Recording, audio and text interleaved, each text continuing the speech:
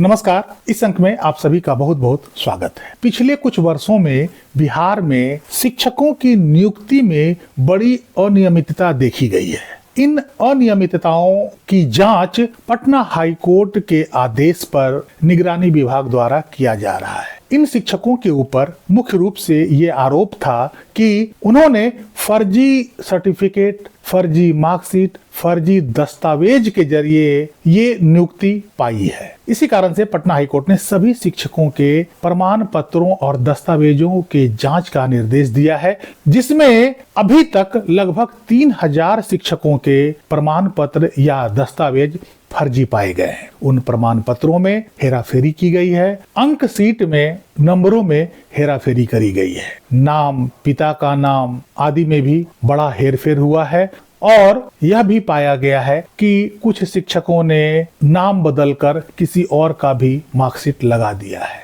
इनकी जांच अभी तेजी से चल रही है।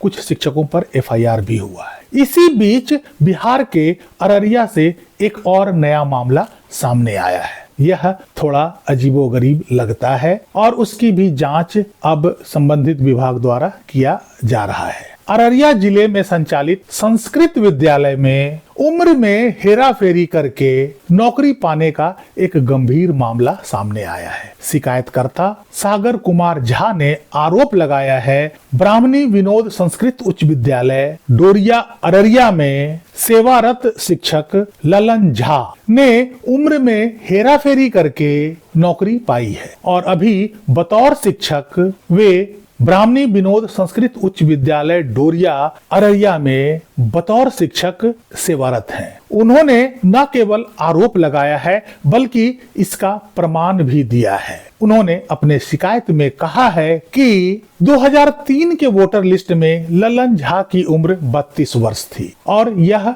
रिकॉर्ड है। तो आखिर 2017-18 में उनकी नौकरी कैसे हो गई, जबकि नौकरी के लिए सामान्य वर्ग के अभ्यर्थी की आयु सीमा 35 से 37 वर्ष ही निर्धारित है। ऐसे में आखिर किस प्रमाण पत्र के आधार पर उन्होंने 2017-18 में नौकरी ज्वाइन किया, जिस समय 2003 के वोटर लिस्ट के हिसाब से उनकी उम्र 47 वर्ष हो जाती है। सागर कुमार ने यह भी आरोप लगाया कि ललन कुमार झा के दामाद विनय कुमार झा और राकेश कुमार मिश्रा भी संस्कृत विद्यालयों में अन्य प्रखंडों में शिक्षक के रूप में सेवारत हैं। उनके भी उम्र और शैक्षणिक प्रमाण पत्रों में अनियमितता है, जिसकी जांच आवश्यक है। वहीं वाणी विलास संस्कृत मध्य विद्यालय प्लासी में सेवारत गिरजानंद झा के उम्र में भी काफी असमानताएं हैं। उनकी शिकायत में यह कहा गया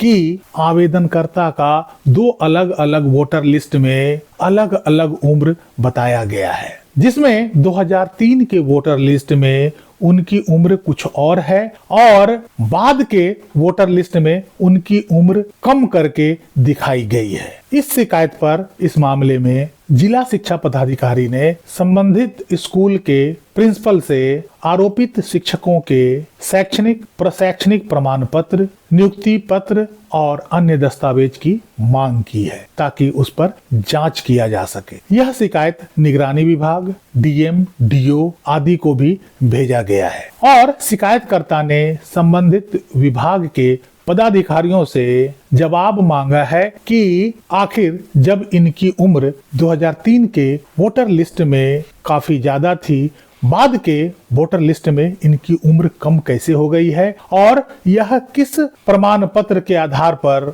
उन्हें नौकरी दी गई है। क्या प्रमाण पत्रों के उम्र में हेराफेरी की गई है या पूरा प्रमाण पत्र ही फर्जी है। यह शिकायत मिलने के बाद सभी विभाग द्वारा इसकी जांच की जा रही है। अभी तक उनके सभी संबंधित दस्तावेज और प्रमाण पत्रों को जांच विभाग को भेजा नहीं गया है और उसके प्रमाण पत्र और अन्य दस्तावेजों का भेजे जाने का इंतजार हो रहा है। जब संबंधित स्कूल के प्रिंसिपल इन दस्तावेजों को जांच अधिकारियों के पास भेजेंगे तो मामला स्पष्ट हो जाएगा कि आखिर अनियमितता कहां बरती गई है, आखिर उन्होंने उम्र को कैसे कम किया, कैसे छिपाया, क्या क्या उसमें घोटालेबाजी किया गया। और किस तरह से इस नौकरी को हासिल किया गया। यदि उनका यह फर्जीवाड़ा पकड़ा जाता है तो निश्चित रूप से इस पर जांच होगी, एफआईआर भी होगी और आगे की सारी कार्रवाई की जाएगी। हो सकता है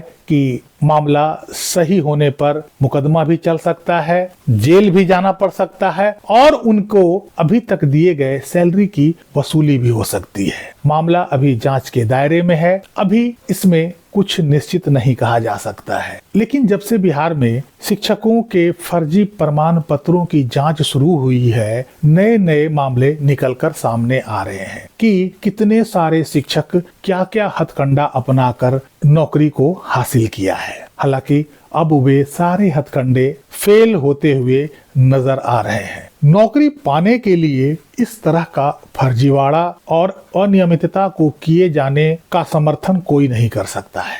यह पूरी तरीके से गलत है और जो भी शिक्षक इसमें इन्वॉल्व पाए जाते हैं उनके खिलाफ कार्रवाई होनी चाहिए।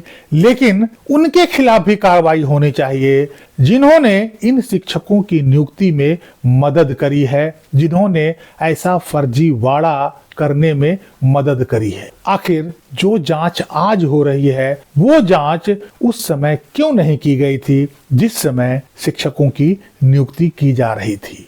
नियुक्ति से पहले सभी प्रमाण पत्र, सभी दस्तावेजों की जांच आवश्यक होती है। आखिर कौन अधिकारी है जो इस अनियमितता को बढ़ावा देने में शामिल है? उन अधिकारियों पर भी कार्रवाई आवश्यक रूप से होनी चाहिए, चाहे वो कितने भी बड़े अधिकारी क्यों ना हो। यह ठिकरा केवल शिक्षकों पर ही नहीं फूटना चाहिए। जो भी अधिकारी इस अनियमितता या फर्जीवाड़ा में शामिल हैं, सभी के खिलाफ कार्रवाई होनी चाहिए, सभी के खिलाफ एफआईआर होनी चाहिए और मुकदमा चलना चाहिए। इस अपराध के लिए सभी बराबर के हिस्सेदार हैं। इस अंक में यहीं तक। कैसी लगी जानकारी कमेंट करके जरूर बताइएगा। वीडियो को लाइक कीजिएगा, चैनल को सब्सक्राइब कीजिएगा। मिलते हैं अगले अंक में, तब तक के लिए जय हिंद, वंदे मातरम।